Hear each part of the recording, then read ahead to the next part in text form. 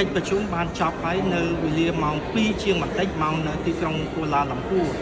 ហើយនៅក្នុងកិច្ចប្រជុំនោះជាធម្មតាយើងដឹងហើយថាប្រទេសថៃបានបន្តដាក់លក្ខខណ្ឌ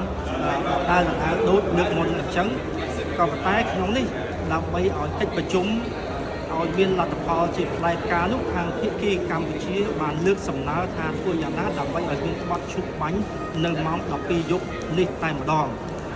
ភាគីថៃបានតបមកវិញថាដើម្បីយកសំណើនេះជាផ្លូវការគឺត្រូវការឲ្យភាគីកម្ពុជាធ្វើជាសំណើជាលិខិតអក្សរឬក៏ជាផ្លូវការមួយទៀតដោយសារថាកិច្ចប្រជុំពេញអង្គនៅទីនេះហើយបន្ទាប់មកខាងម៉ាឡេស៊ីដែលជាម្ចាស់ផ្ទះនេះចង់បានលទ្ធផលចង់បានផ្លែផ្កាក៏ដូចជាបណ្ដាសមាជិកអាស៊ានដទៃទៀតនោះដូច្នេះឥឡូវនេះម៉ាឡេស៊ីបានបន្តធ្វើដឹកនាំដើម្បីឲ្យមានកិច្ចប្រជុំត្រីភាគីបន្តទៀតមានន័យថារដ្ឋមន្ត្រីការបរទេសកម្ពុជារដ្ឋមន្ត្រីការបរទេសរបស់ថៃហើយនិងរដ្ឋមន្ត្រីការបរទេសរបស់ម៉ាឡេស៊ី